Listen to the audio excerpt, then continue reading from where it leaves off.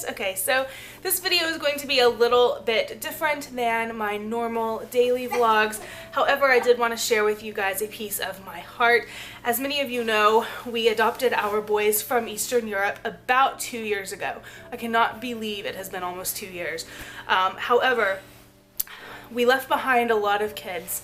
There were so many kids left in that orphanage that need homes, desperately need homes. And today I wanted to share one of those children with you. Her name is Isolde, and she is about to age out, you guys. She's aging out in November, and sadly, we do not know exactly what day in November that she's aging out. But what it means to age out in Eastern Europe is she will spend the rest of her life in a mental institution. She will never know the love of a mother. She will never feel a father's warm embrace. She will never know the joy of being a beloved daughter.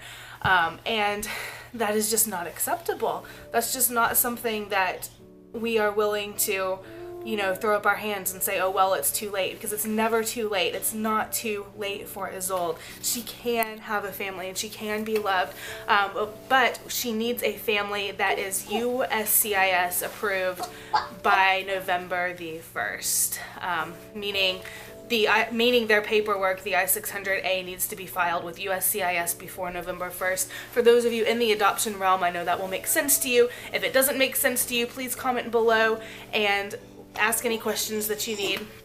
However, I am going to turn this video over to one of my very best friends, Stephanie. She lives in Holland. She has spent a lot of time with these kiddos. I've got Aiden right here. Do you hear him screaming? He's got Daddy's motorcycle jacket on his head right now. She has spent a lot of time with these kids, and she knows a lot about precious Isolde, and she can tell you all about her, and we are just desperately seeking for her to find a family and to be forever loved. So Stephanie, I am turning this over to you.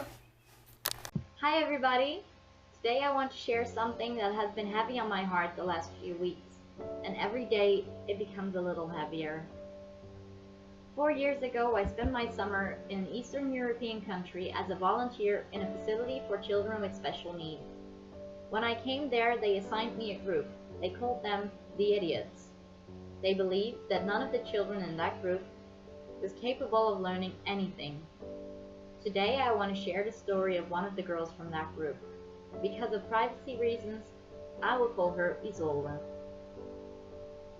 4 years ago, I met an 11-year-old girl with cerebral palsy. Her name is Isolde. Every day, she was sitting in a wheelchair or a stroller for grown children. I took her for a stroll every day. One day, she took my hand and tried to get out of her wheelchair. She took a couple steps and fell into my arms. I put her back in her wheelchair, but every next day, I would take her out of her wheelchair and we would walk together.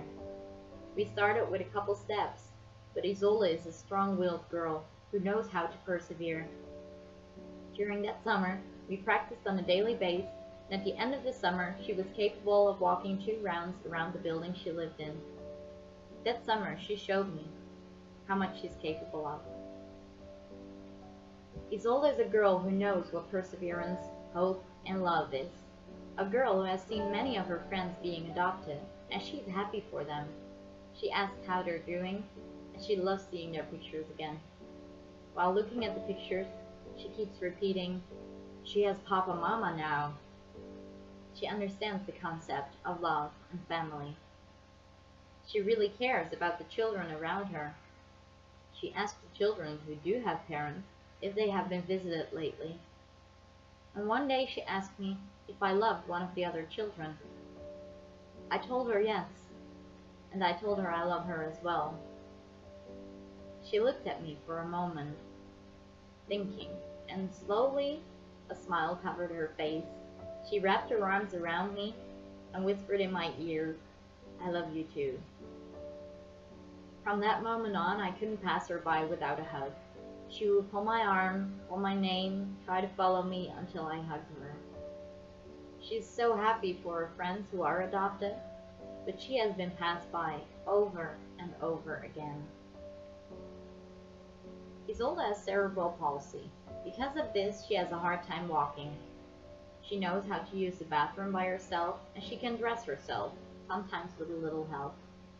I expect that she's also capable of washing herself for the most part. She can eat and drink by herself.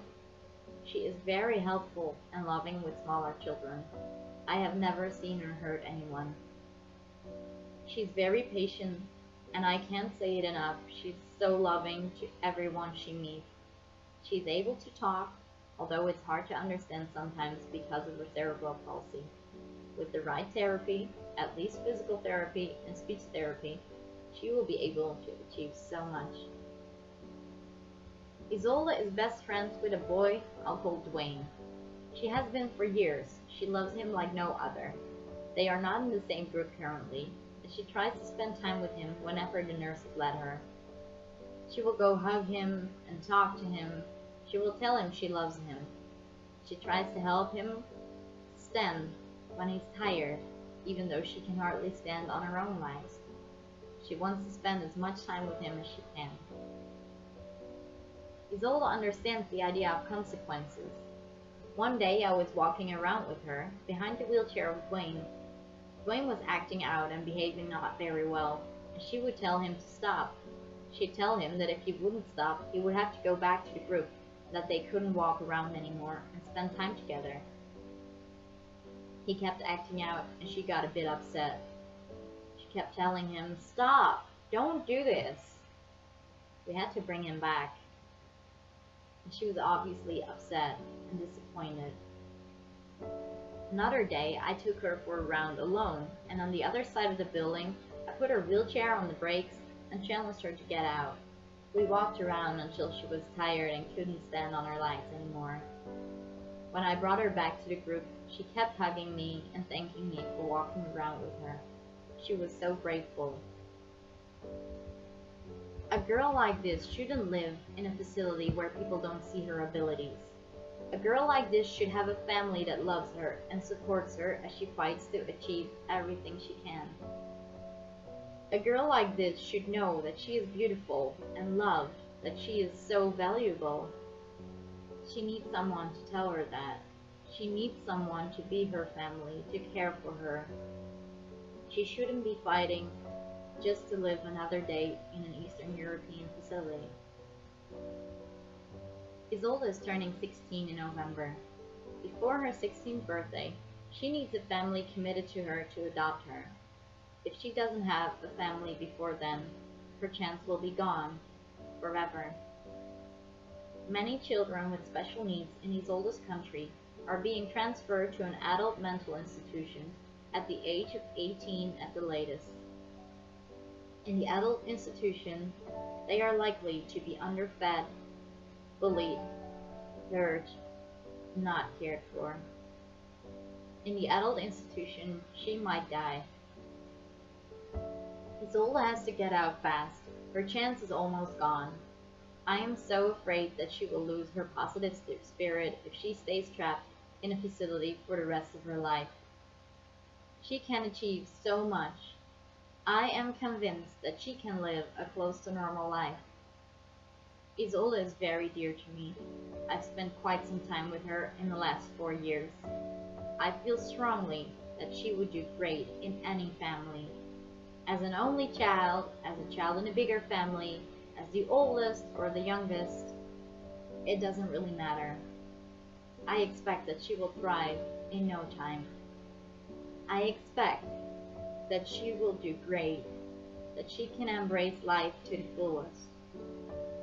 When I look at how happy she is for others to get adopted, I can only imagine how happy she'll be when it is finally her time. She deserves a family, and she needs one so badly. I am truly convinced that she would make a great daughter. Please, share her story as much as you can, because time's up. And maybe this is your daughter. Thank you guys so much for watching. I know both Stephanie and myself, we both appreciate it so much. If you can, please go check out her Reese's Rainbow link. I will have it linked below. If you can go donate to her, you can advocate for her. Please share, pray like crazy, you guys. Storm heaven for this precious little girl. And thank you so much for taking the time to listen to her story and hear a little bit about her. And I will talk to you guys later. Bye, guys.